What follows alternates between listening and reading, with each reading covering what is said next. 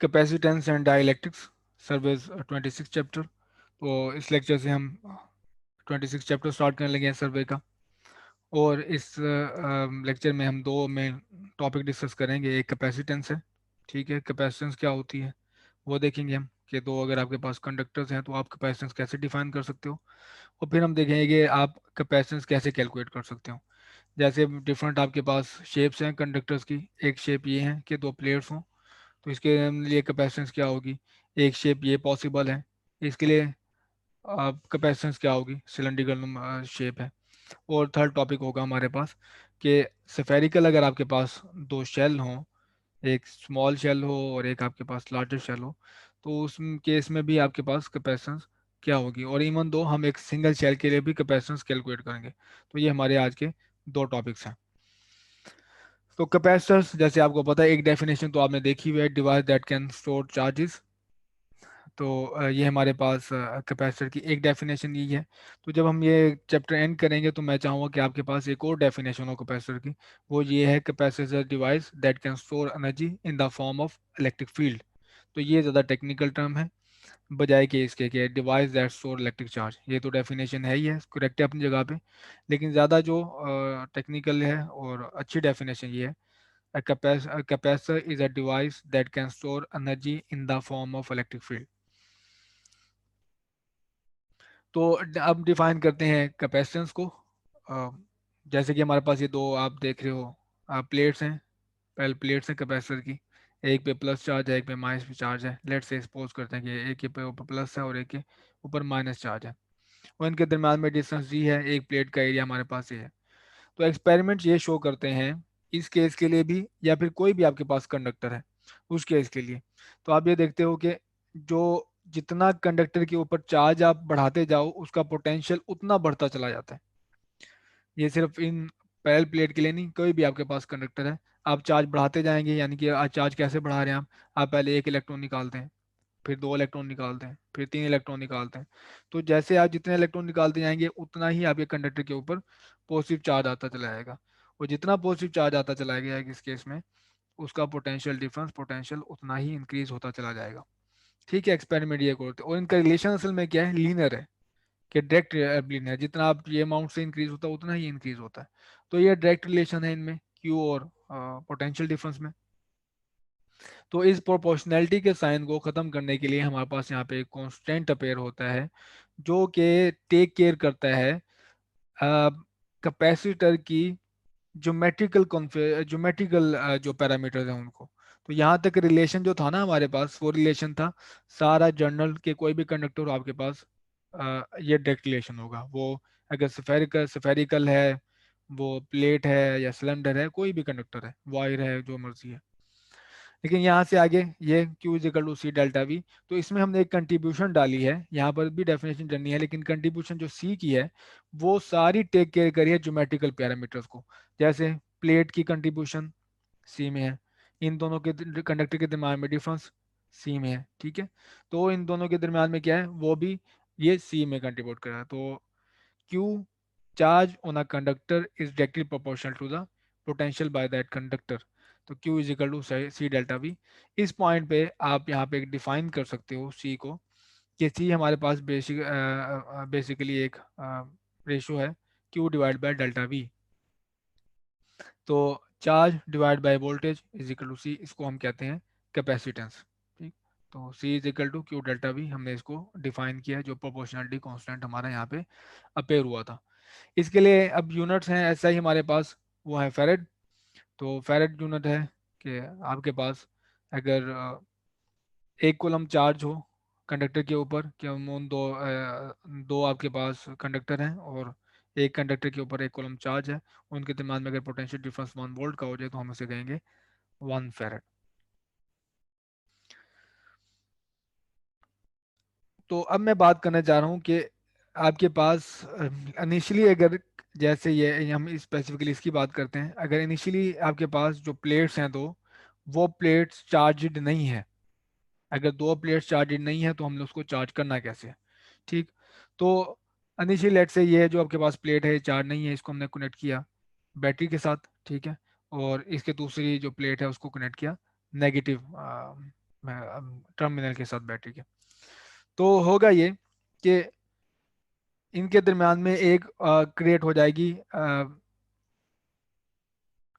Electric field create हो जाएगी, ठीक है, जिसकी डायरेक्शन होगी हमारे पास पॉजिटिव से नेगेटिव की तरफ। तो ये दरम्यान में हमारे पास भी इलेक्ट्रिक फील्ड होगी, जिसको अगर मैं ड्राई करूँ तो ये होगी इससे इस प्लेट की तरफ, इससे इस प्लेट की तरफ। तो ये हमारे पास होगी इलेक्ट्रिक फील्ड। तो इलेक्ट्रिक फील्ड जैसे हमने टर्मिनल लगाए तो इलेक्ट्रिक फील्ड बिल्डअप हो जाएगी एक। तो पॉजिटिव टर्मिनल से इसकी डायरेक्शन यहाँ नेगेटिव टर्मिनल की तरफ।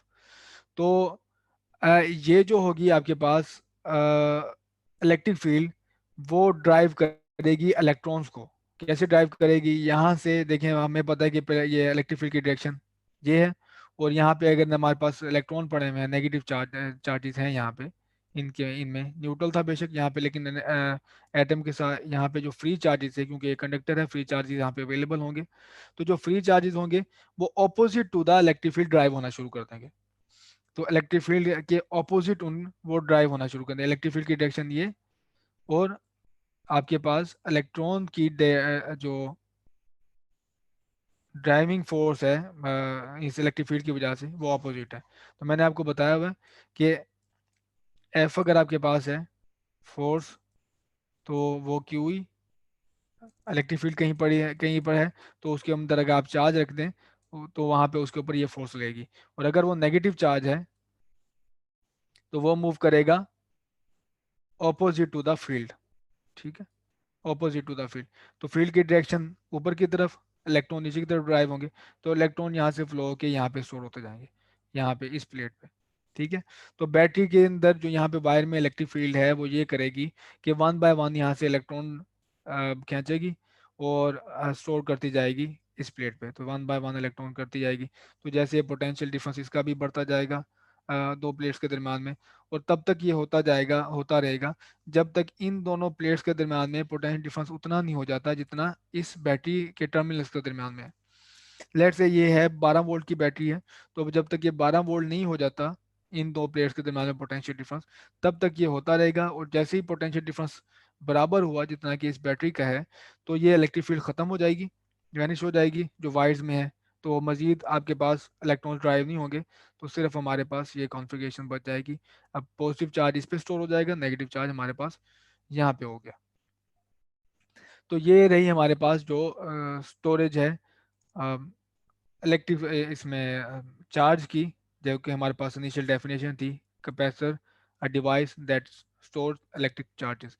तो यहाँ पे ऐसे स्टोर होता है कि जैसे आपने टर्मिनल लगाए, टर्मिनल लगाने से ही वो एक ड्राइविंग फोर्स, इलेक्ट्रिक फोर्स की वजह से, इलेक्ट्रिक फील्ड की वजह से इलेक्ट्रिक फोर्स अप्लाई होगी चार्जेस पे, और वो ड्राइव करना शुरू कर देंगे इलेक्ट्रॉन को, और इलेक्ट्रॉन को एक प्लेट से खींच के दूसरे प्लेट में स्टोर करते चले जाएंगे।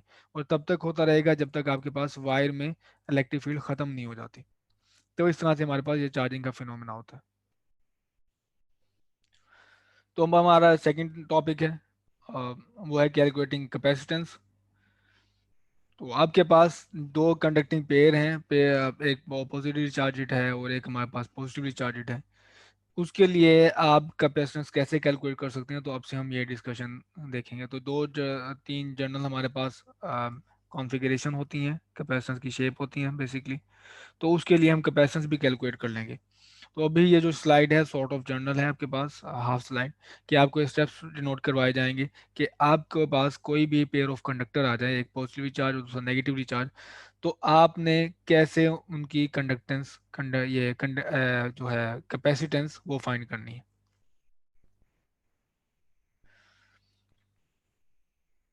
तो पहले पहले जो होगा आप ये कर लें कि वोल्टेज फाइंड कर लें, ठीक है। और अगर आपके पास इलेक्ट्रिक फील्ड गिवन है तो आपके पास ये फार्मूला है इलेक्ट्रिक फील्ड जिसमें गिवन हो, आप लाइन इंटीग्रल लोगे दो पॉइंट्स के दरम्यान में। जैसे ये कंडक्टर है और दूसरा कंडक्टर हमारे पास ये है, तो यहाँ से एक पॉइंट ये, इसको ए कह लो, और दूसरा पॉइंट ये बी। तो आप लाइन इंटीग्रल कोई भी एवेल्यूएट करोगे यहाँ से यहाँ तक का, ये हमारे पास लाइन इंटीग्रल होगा। और लाइन इंटीग्रल किसका होगा? इन दोनों के दरम्यान में जो हमारे पास है इलेक्ट्रिक फील्ड। तो इलेक्ट्रिक फील्ड का लाइन इंटीग्रल लेंगे ए से बी, और उसका नेगेटिव लेंगे, तो आपके पास दो कंडक्टर के दरम्यान में इनके पोटेंशियल डिफरेंस आ जाएगा, ठीक है। मजीद आपको एक और चीज़ भी पता होनी चाहिए, वो है चार्ज। तो अगर आपके पास चार्ज आ जाता है तो फील्ड आ गई तो आपके पास बाकी मसले काफ़ी हल हो जाएंगे। लेकिन अगर आपके पास चार्ज होगा यहाँ पे, तो चार्ज भी आप चार्ज से पोटेंशियल डिफरेंस को डिवाइड करोगे तो आपके पास इस कॉन्फ़िगरेशन के लिए, इस पेयर ऑफ कंडक्टर के लिए आपके पास कैपेसिटेंस आ जाएगी। तो पहली ये एक्सरसाइज है छोटी सी, वो कर लेते हैं। Single conductor also have capacitance. तो जहाँ पे बात हुई थी पेयर की, तो हमारे पास सिंगल कंडक्टर भी वो कैपेसिटेंस होती है उसकी। ठीक है, तो वो कैपेसिटेंस क्या है? जैसे कि हमारे पास एक स्फेरिकल शेल है, ये शेल है, ये कंडक्टिंग है। जैसे कि आपके पास एक हॉलो कंडक्टिंग बॉल है। ठीक है, एक तो बैरिंग, आपने बैरिंग बॉल देखी थी, लेकिन वो हॉलो नहीं होती हमारे पास। लेकिन यहाँ पे हमने लिया है स्फेरिकल शेल लिया है, तो अंदर से वो हॉलो है, वो अंदर से वो खाली है। एक बॉल है कंडक्टिंग, और उसका रेडियस है ए। तो इसकी अगर आपने कैपेसिटेंस कैलकुलेट करनी हो तो वो कैसे कैलकुलेट कर सकते हैं? तो पहले मुझे क्या चाहिए, इस डेफिनेशन के मुताबिक मुझे पहले पोटेंशियल डिफरेंस चाहिए। ठीक, तो स्फेरिकल शेल के लिए अगर आपने उसके आपको पता है कि वो अगर कंडक्टर है तो वो पूरा एक ही पोटेंशियल सरफेस होता है। तो किसी भी पॉइंट पे, एक पॉइंट पे आप पोटेंशियल कैलकुलेट कर लें तो पूरे आपके पास कंडक्टर का आ जाएगा। तो मैं इसके सरफेस पे कैलकुलेट कर रहा हूँ पोटेंशियल। वो ये है के ई, पूरे सरफेस का चार्ज, जितना भी इस शेल का चार्ज है, वो कैपिटल क्यू, और डिवाइड बाय उसके रेडियस पे। तो ये मेरे पास है किसी स्फेरिकल शेल के लिए, कंडक्टिंग स्फेरिकल शेल के केस में हमारे पास ये पोटेंशियल डिफरेंस होगा उसके सरफेस पे। तो चूंकि वो इक्वी पोटेंशियल सरफेस है, तो किसी भी पॉइंट का सर्फ कंडक्टर के ऊपर पोटेंशियल हमारे पास ये होगा। तो पहला स्टेप हमारा यहाँ पे कंप्लीट हो गया। अब इसके इस कैलकुलेशन में हमने ये सपोज किया है कि इसका जो दूसरा शेल है, दूसरा शेल वो इन्फिनिटी पे है। तो उसका रेडियस है R is equal to infinity. ठीक है, तो स्मॉल शेल आपके पास ए है, और कैपिटल जो आपके पास ये बड़ा शेल है वो है हमारे पास उसका radius R approaches to infinity. तो आप सपोज कर सकते हैं कि लेट्स से हमारे पास जो इनर शेल है वो पॉजिटिवली चार्जेस है, और जो आउटर शेल है वो नेगेटिवली चार्जेस है। तो आपके पास सिलेक्टिव फील्ड जो स्टोर होंगी इसमें, वो ऐसे कुछ इस तरह से होंगी। मुझे कलर चेंज करना चाहिए। ये इस तरह से, ठीक, पॉजिटिव से नेगेटिव की तरफ।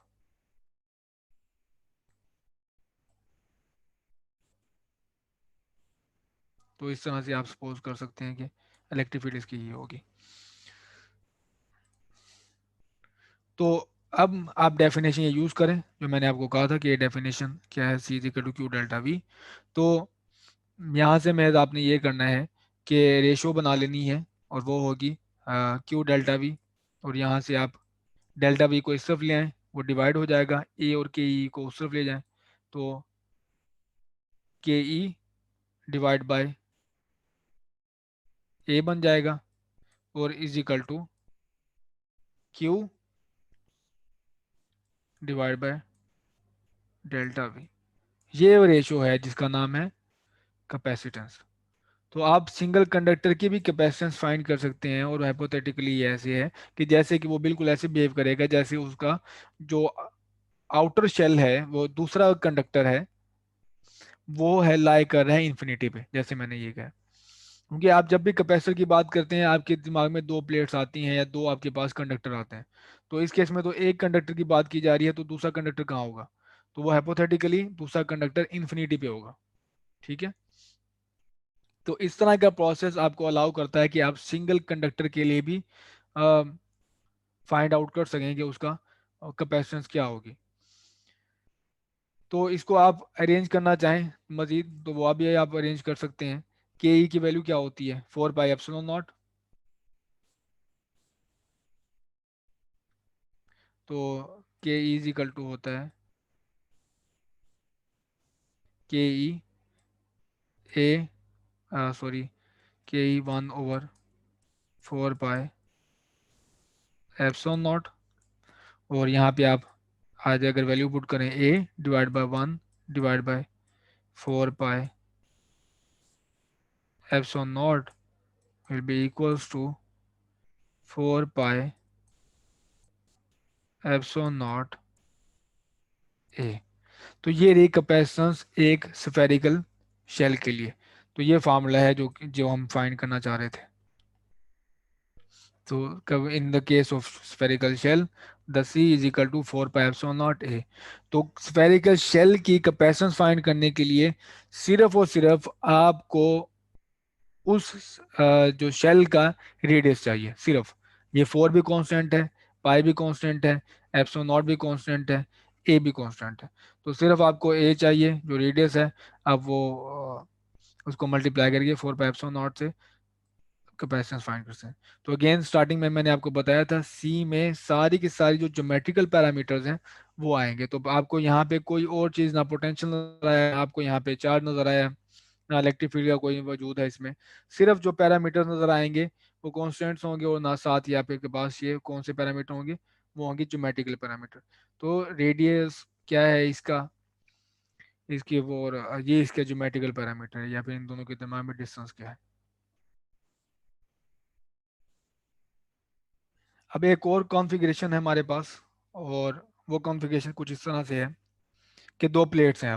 अब पेयर है हमारे पास। अ, एक प्लेट हमारे पास ये है, दूसरी प्लेट ये है। प्लेट का रेडियस दोनों का ए है, दोनों के दरम्यान में डिस्टेंस है डी। ठीक। तो A is the area of plate और D is the distance between the plates. और हमने ये सपोज ये किया हुआ है कि area is much larger than distance between the two plates. तो एरिया इनका बहुत बड़ा है एज कम्पेयर टू डिस्टेंस।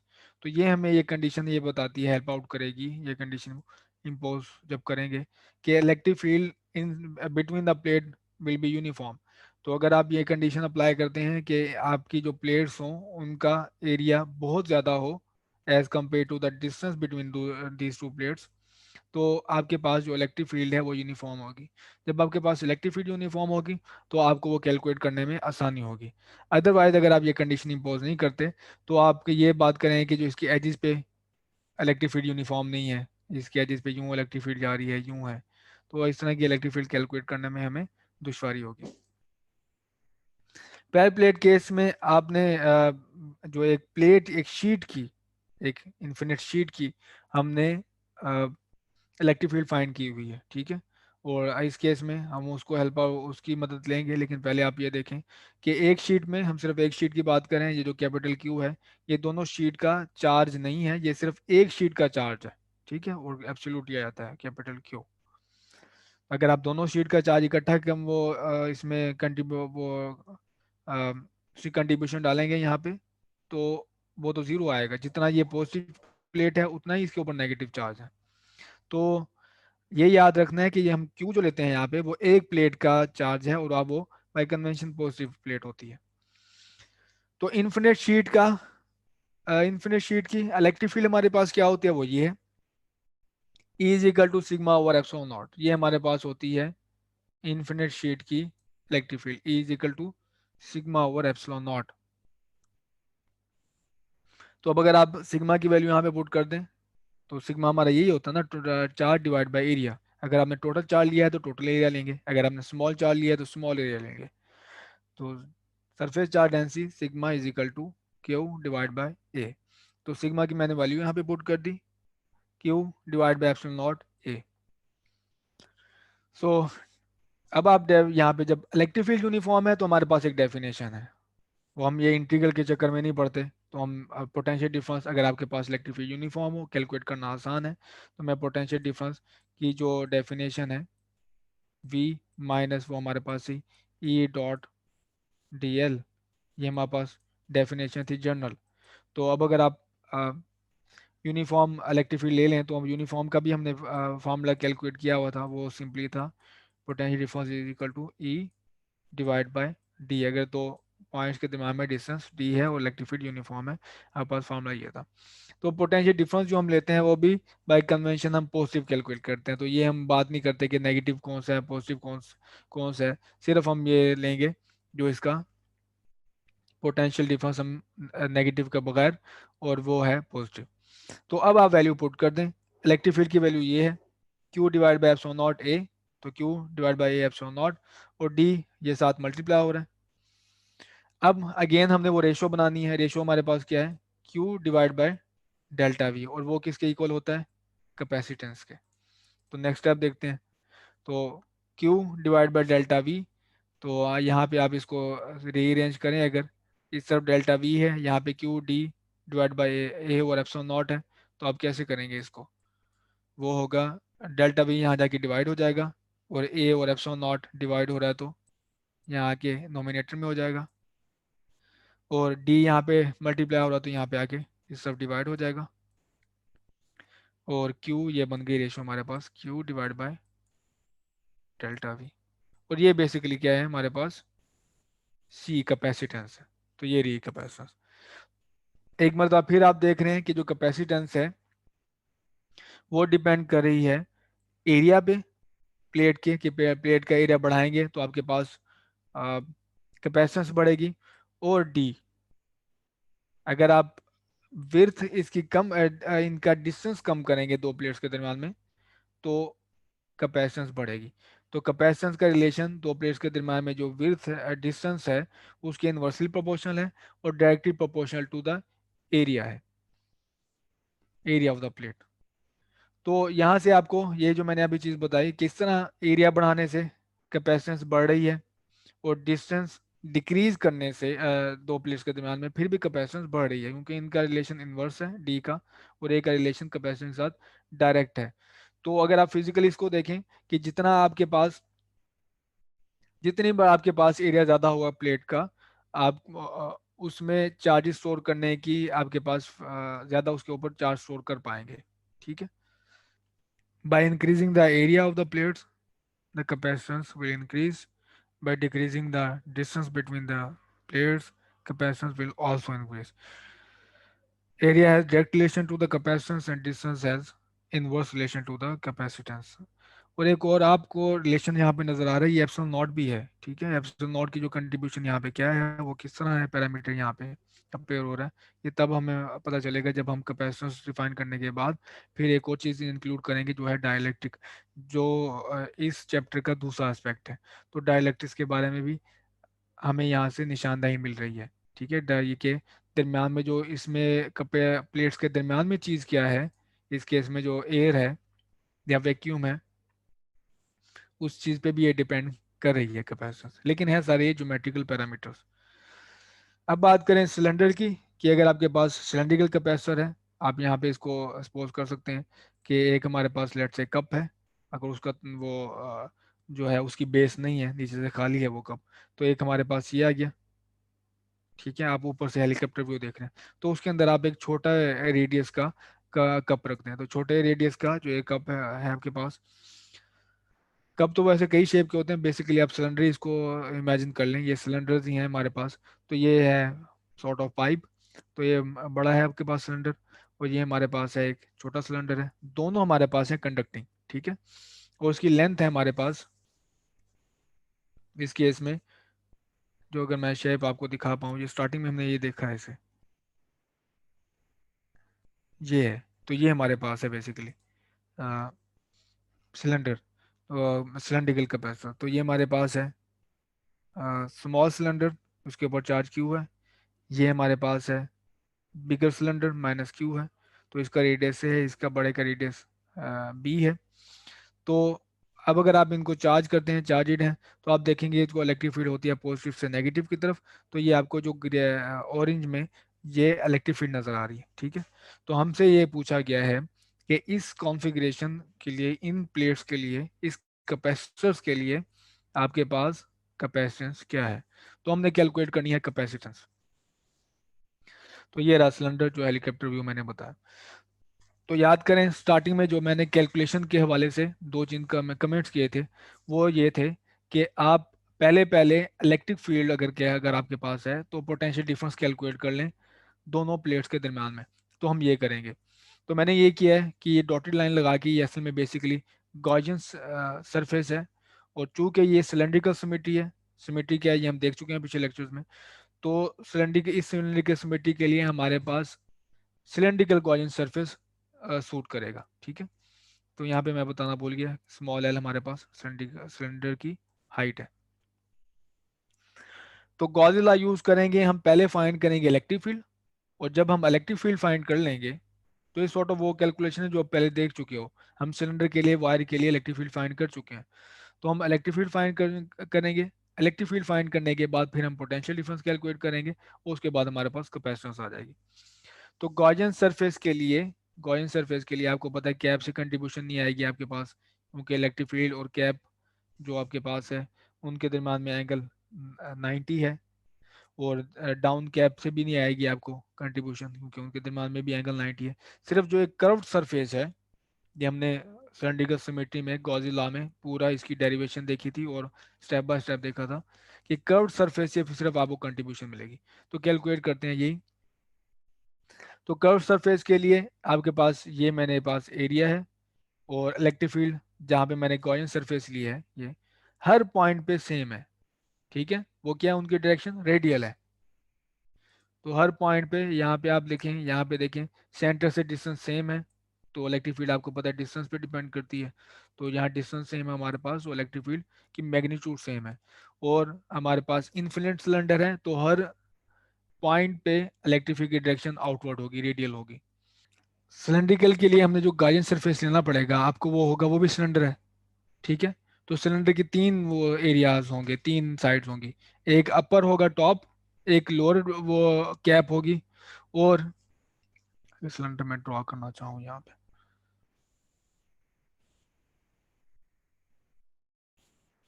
तो ये रहा अपर कैप, ये रही लोअर कैप, और यहाँ से यहाँ तक लेंथ एल, और यहाँ से यहाँ तक की लेंथ ये है। ठीक है, तो इलेक्ट्रिक फील्ड है हमारे पास आउटवर्ड, ये इलेक्ट्रिक फील्ड है। और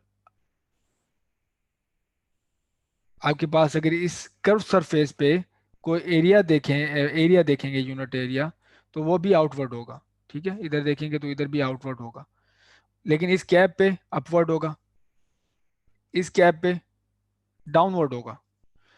तो इलेक्ट्रिक फील्ड के अब देखे थे यहाँ एंगल्स, तो इस पॉइंट पे अगर एंगल देखें इलेक्ट्रिक फील्ड का और उसके साथ, वो 90 है।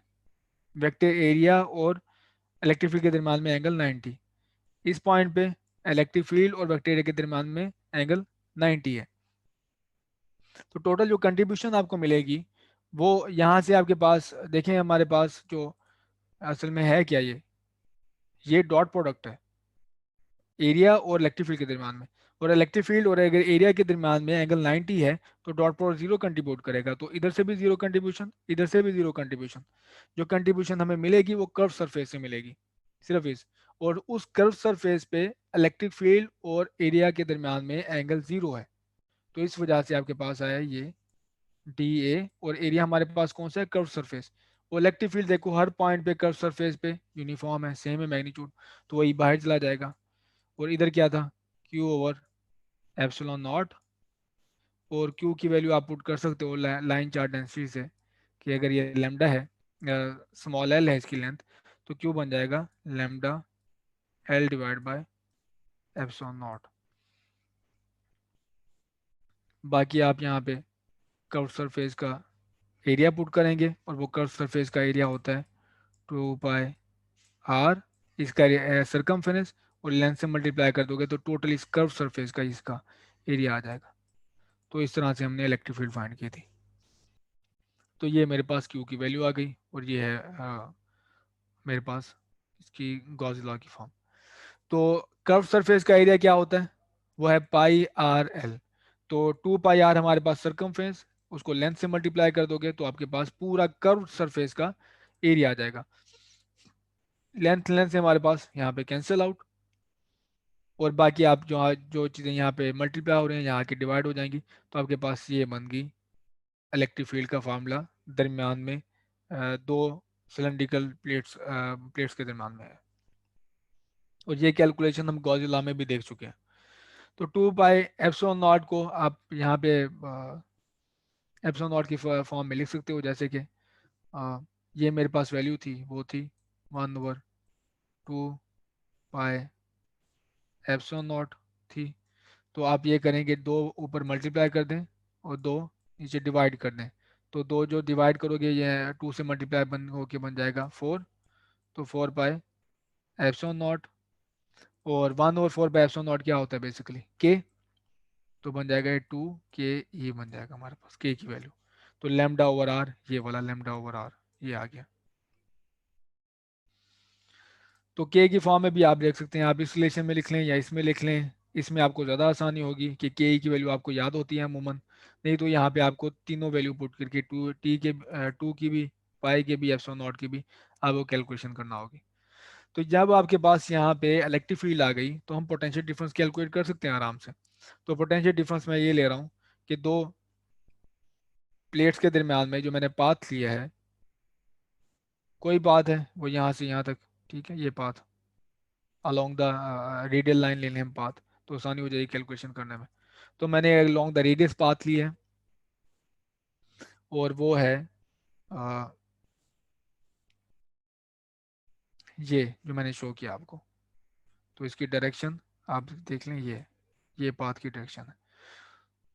तो पाथ मैंने डिफाइन कर दिया, अब मैं इसकी सिर्फ इंटीग्रेशन करूंगा। ई की वैल्यू भी मेरे पास है, दोनों के इलेक्ट्रिक फील्ड और डी आर के दरम्यान में एंगल जीरो है। तो जब एंगल जीरो है तो ये डॉट प्रोडक्ट बन जाएगा हमारे पास माइनस ई डी आर। ठीक। तो ई की वैल्यू मेरे पास यहाँ से है, ये मैं पुट कर दूंगा ई की वैल्यू। तो ई की वैल्यू मैंने जब पुट की यहाँ पे, तो ये जो हमारे पास वो थी कांस्टेंट से वो बाहर चले गए। तो ये 2 के ई लेमडा कॉन्स्टेंट्स हैं, ये बाहर रह गए। तो बाकी इंटीग्रेशन रह जाएगी ए से बी तक, वो डी आर ओवर आर की रह गई। 1/r की इंटीग्रेशन होती है लॉग एक्स, लॉग आर। तो ये हमारे पास है, अगर डी आर आर की आप इंटीग्रेशन करो तो वो इक्वल्स टू होता है लॉग आर। ठीक। और अगर आपके पास लिमिट्स हैं ए बी, तो हमारे पास यहाँ पे आ जाएगी ये लोअर लिमिट और ये अपर लिमिट। और अगर आप लिमिट पुट करें तो हमारे पास होगा log B upper limit minus log A. तो यहाँ पे आर की जगह पे पहले अपर लिमिट आ गई, फिर आर की जगह पे माइनस के साथ लोअर लिमिट आ गई। तो ये हमारे पास है इंटीग्रेशन। तो इसको अगर आप देखें, लॉग आपने देखा होगा कि लॉग अगर आपको दो डिवाइड लॉग्स के दरमियान में नेगेटिव है तो आप उनको डिवाइड में लिख सकते हैं। तो ये बन जाएगा बी डिवाइड बाय ए। ठीक। तो ये है इंटीग्रेशन का रिजल्ट जो मैंने यहाँ पे डायरेक्ट लिखा हुआ ये। तो बाकी आपके पास जो 7 चीज़ें आ रही हैं, 2 के ई लेमडा लॉग बी ए, वो 7 है। यहाँ से यहाँ पे मैंने ये किया है कि लेमडा की जगह पे Q divide by L, Q की वैल्यू पुट कर दी है, लेमडा की वैल्यू पुट कर दी है। So lambda is equal to Q divide by L.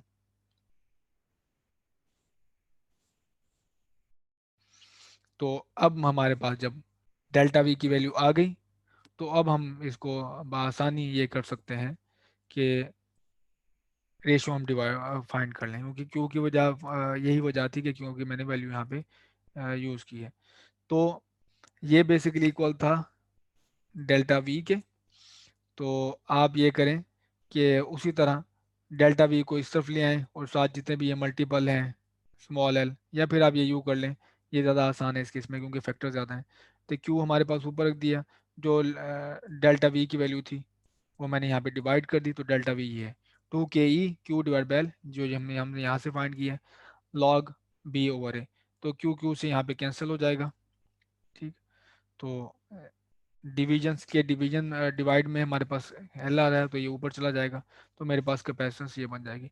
यहाँ पे आपने एक और चीज़ नोट की होगी कि मैंने डेल्टा वी में माइनस यहाँ पे यूज़ नहीं किया क्योंकि डेल्टा वी की एब्सोल्यूट वैल्यू ली है। तो यहाँ तक थी कैपेसिटेंस, और अगर आप कैपेसिटेंस पर यूनिट लेंथ देखें तो वो भी आप फाइंड कर सकते हैं। तो कैपेसिटेंस को लेंथ से डिवाइड कर दें, जो यहाँ जाके मल्टीप्लाई हो रही है यहाँ जाके डिवाइड हो जाएगी, तो ये अब आपके पास आ जाएगी capacitance per unit length in the case of cylindrical capacitor. तो अगेन एक और फिर दोबारा आप बात नोट कर रहे हैं कि ये बी क्या है, असल में रेडियस है जो हमारे पास इसका है आउटर सिलेंडर का, और ए हमारे पास इनर सिलेंडर का रेडियस है। और के ई कॉन्स्टेंट है, टू भी कॉन्स्टेंट है, अगर लेंथ की आप बात करें तो लेंथ भी सिलेंडर कॉन्स्टेंट है। तो फिर आपको साफ नजर आ रहा है कि ये जो सिलेंड्रिकल कैपेसिटर है वो फिर अपने ज्योमेट्रिकल पैरामीटर्स पे डिपेंड कर रही है, सिलेंड्रिकल कैपेसिटेंस। तो ये रही हमारे पास इसकी लास्ट टॉपिक, या जो इसमें हमने कैलकुलेट करना है कैपेसिटेंस। तो इस केस में हमारे पास कॉन्फ़िगरेशन है जो मैंने यहाँ पे शो की है कि ये शेल है। ये है आपके पास एक स्मॉल बॉल है, कंडक्टिंग बॉल, उसके ऊपर पॉजिटिव चार्ज है, और इस बार हमारे पास जो आउटर बॉल है उसके ऊपर नेगेटिव चार्ज है। और इनर बॉल का रेडियस है ए, और आउटर बॉल का रेडियस है बी। तो ये कॉन्फ़िगरेशन, पहली वाली कॉन्फ़िगरेशन थी हमारे पास सिलेंड्रिकल, सिलेंडर थे, एक के अंदर दूसरा सिलेंडर था। इस केस में हमारे पास बॉल्स हैं, एक के अंदर दूसरी बॉल है और कंडक्टिंग बॉल है। तो अगेन हम दोबारा यही काम करेंगे कि आ, इसके केस में अगर मैं इलेक्ट्रिक फील्ड ड्रॉ करना चाहूँ तो इलेक्ट्रिक फील्ड हमारे पास होगी इस तरह से, ये होगी पॉजिटिव से नेगेटिव की तरफ, ये यूँ। ठीक। तो हम ये पाथ लेंगे कोई, उसके ऊपर इलेक्ट्रिक फील्ड को एवेलुएट करेंगे, लाइन ट्रिगर लेंगे उसका, और ये हमें मिल जाएगा फिर पोटेंशियल डिफरेंस। तो मैंने लिया है लेट से ये पाथ, और ये मेरा स्ट्रेट पाथ है जो टी एस है। और अगर ये रेडियस के अलॉन्ग है तो हमारे पास D S is equal to D R बन जाएगा। तो ये हम देखेंगे इसको कि कैसे वैल्यूट करना। तो डी एस अगर आपके पास रेडियस के अलॉन्ग है, जैसे कि रेडियस और ये जो आपके पास रेडियस लो, रेडियस की डायरेक्शन और ये देखें बिल्कुल बराबर है, सेम है। तो यहाँ से यहाँ तक आप मूव करें तो रेडियस पे ही चलते जाएं आप, तो आपको पता है ये डी एस उसी के इक्वल होगा। तो ये भी वेक्टर है। तो यहाँ से हम ये D S is equal to D R हो गया। तो अब हम एवेलुएट कर सकते हैं। अब किसी पॉइंट पे आपके पास इलेक्ट्रिक फील्ड क्या होगी, लेट से इस पॉइंट पे आप इलेक्ट्रिक फील्ड एवेलुएट करते हैं, वो हमने देखा हुआ है पिछले लेक्चर में कि अगर आप कंडक्टर के बाहर से खड़े होकर उसकी इलेक्ट्रिक फील्ड एवेलुएट करते हैं वो बिल्कुल ऐसे बिहेव करता है जैसे पॉइंट चार्ज हो उसके सेंटर में। ठीक है। तो अगर यहाँ से यहाँ तक का, जहाँ पे आप, मैं इसको क्लियर कर लूँ, अगर आप इस पॉइंट पे इलेक्ट्रिक फील्ड फाइंड करना चाह रहे हैं, ठीक है, तो आपको सिर्फ ये करना है कि कंडक्टर के सेंटर से यहाँ तक का डिस्टेंस पता हो वो आर है। ठीक है। तो ये बिल्कुल वही उसी तरह बिहेव करेगा जैसे आपके पास पॉइंट चार्ज होता है। और पॉइंट चार्ज का फार्मूला होता है इलेक्ट्रिक फील्ड का 1/4 pi epsilon naught Q divide by R. ठीक है। तो हम ये यूज़ करेंगे। तो ये रहा हमारे पास वही फार्मूला, मैंने यहाँ पे 1/4 पाई एप्सिलॉन नॉट में लिखा है। तो ये हमारे पास है K Q over R square. Dot product की अगर बात करें तो हर पॉइंट पे इलेक्ट्रिक फील्ड की डायरेक्शन और रेडियस की डायरेक्शन इसकी सेम है। तो आप यहाँ पे अगर देखेंगे तो इलेक्ट्रिक फील्ड की डायरेक्शन भी यही है और रेडियस की डायरेक्शन भी यही है। यहाँ पर भी इलेक्ट्रिक फील्ड की डायरेक्शन जो है वही रेडियस की डायरेक्शन में। तो यहाँ पे आपके पास आ जाएगा minus A to B E D R cos zero. तो कॉस जीरो वन होता है। तो इलेक्ट्रिक फील्ड की वैल्यू मैंने यहाँ पे पुट कर दी, जो मैंने आपको यहाँ शो की है वो है क्यू ओवर आर स्क्वायर। तो ये हमारे पास इलेक्ट्रिक फील्ड की वैल्यू आ गई। तो जो कॉन्स्टेंट्स होंगे वो बाहर चले जाएंगे, वो बाहर आ गए। और बाकी इस 1/r² की इंटीग्रेशन होगी वो आप देख चुके हो, वो होती है 1/r² dr। तो पावर रूल के मुताबिक अगर आप इसको ऊपर ले जाओ तो ये बन जाएगा r-2 dr। तो पावर में एक ऐड होगा, पावर में -2 में अगर आप 1 ऐड करो तो वो बन जाता है -1, और उसी से आप डिवाइड कर दोगे। ये इंटीग्रेशन का रिजल्ट है। तो r-1 डिवाइड बाय -1। तो ये फिर आपके पास आ जाएंगी अपर लिमिट लोअर लिमिट, ये लोअर लिमिट और ये अपर लिमिट। तो ये है सिंपल इंटीग्रेशन। तो ये जब इंटीग्रेशन आप यूज़ करोगे यहाँ पे, तो आप यहाँ पे देख लें r पावर -1 है। तो r पावर -1 होगी तो ये माइनस बाहर निकाल लें आप, यहाँ से जो माइनस आएगा तो माइनस, आई शुड हैव, मुझे इसको ना थोड़ा सा क्लियरली करना चाहिए। तो ये स्टेप, इस स्टेप से नीचे हम कैसे आए वो मैं आपको शो कर रहा हूँ। तो ये है माइनस के ई क्यू, इंटीग्रेशन है ए से बी, और ये पावर है r-2 डी आर। तो पावर रूल के मुताबिक बेस है और उसका आपके पास डेरिवेटिव साथ पड़ा हुआ है, तो पावर में एक प्लस कर दें और नीचे भी उसी वही काम कर देंगे आप। तो माइनस के ई क्यू, और इसमें प्लस करेंगे तो ये बन जाएगा आर माइनस वन, और इसी से आप डिवाइड करोगे, जो अब कैमुलेटिव पावर बनी है वो माइनस वन, नीचे भी माइनस वन आ जाएगा। और लिमिट्स हैं इसकी ए से बी। तो ये जो माइनस है नीचे, ये माइनस माइनस प्लस हो जाएगा, और ये बनेगी value K E Q divide by one over R, क्योंकि आर की पावर माइनस वन में है, नीचे जाके पॉजिटिव हो जाएगी। तो लिमिट्स हैं ए से बी तक। अब आप लिमिट पुट कर दें, के ई क्यू, तो अपर लिमिट है वन ओवर बी, आर की जगह पे वन ओवर बी आ जाएगा, माइनस लोअर लिमिट है वन ओवर ए। तो ये रहा मेरे पास यहाँ तक का रिजल्ट। तो K E Q one over into one over B minus one over A. तो यही रिजल्ट है जो ये शो किया मैंने। तो जब आपके पास पोटेंशियल डिफरेंस आ गया दो पॉइंट्स का, तो अब आसानी से आप कैपेसिटेंस हम फाइंड कर लेंगे। इसका आप एलसीएम लोगे, ए बी मल्टीप्लाई हो जाएगा, क्रॉस मल्टीप्लिकेशन है, ए यहाँ पे चला जाएगा, बी यहाँ पे आ जाएगा।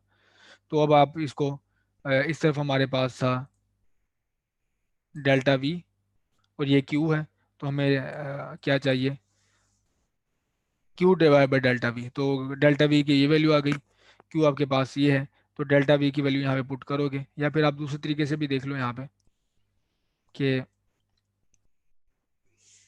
जो यहाँ पे मल्टीप्लाई हो रहे हैं क्यू के साथ, आप उस तरफ ले जाओ, डेल्टा वी को इस तरफ ले आओ।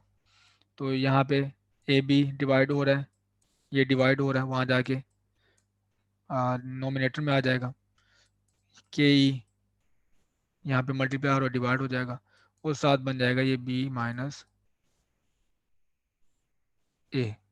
ठीक, तो आपके पास आ गया ये K E A B divide by K E into B minus A, और ये रहा हमारे पास सी। ये है हमारे पास capacitance due to spherical capacitor. Again geometrical parameters.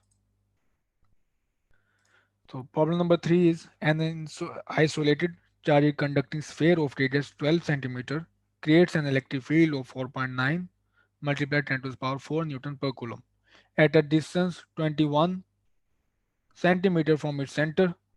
What is surface charge density and what is the its capacitance?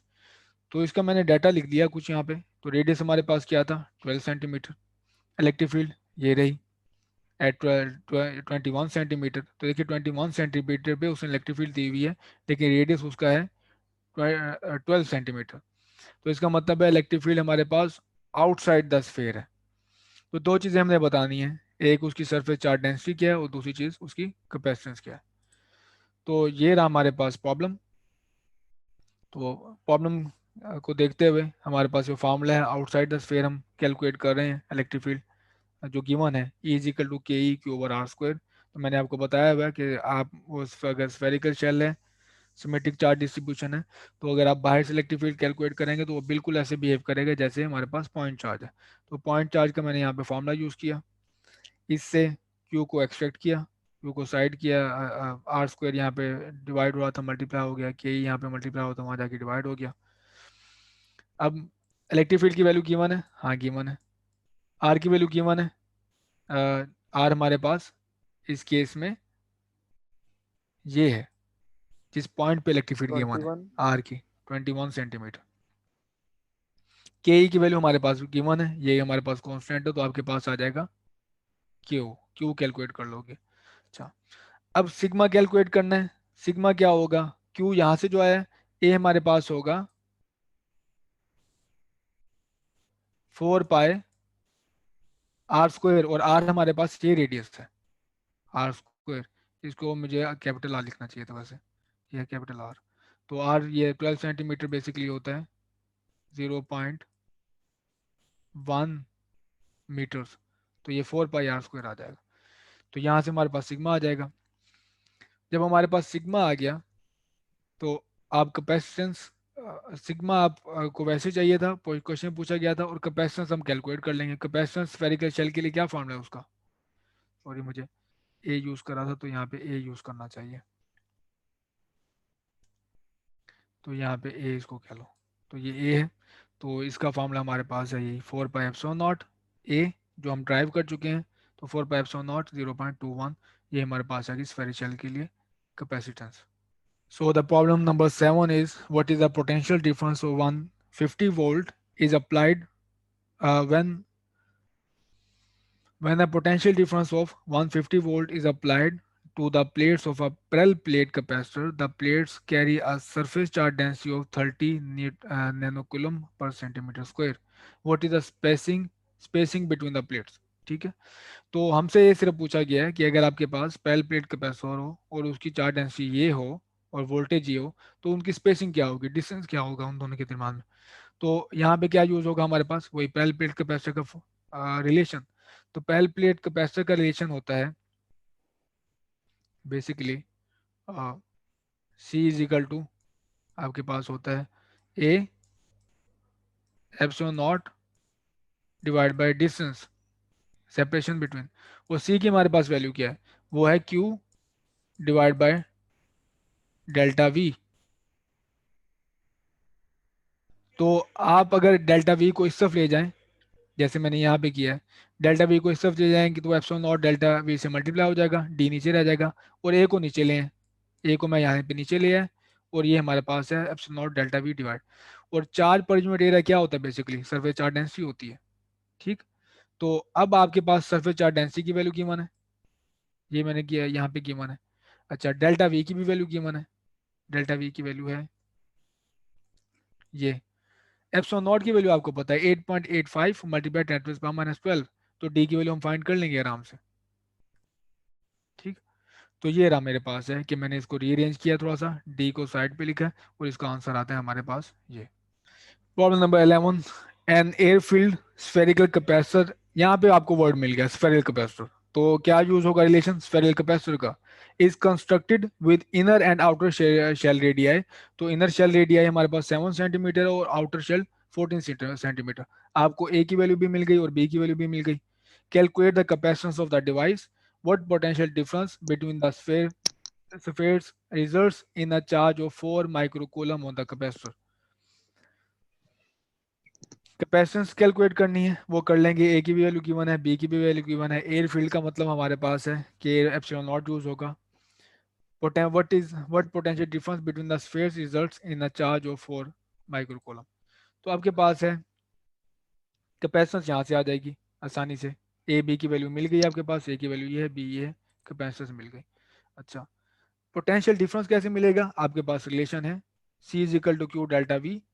तो सी की वैल्यू ऊपर से आ गई, क्यू की वैल्यू आप यहाँ पुट कर लोगे तो आपके पास आ जाएगा ये रिलेशन पोटेंशियल डिफरेंस।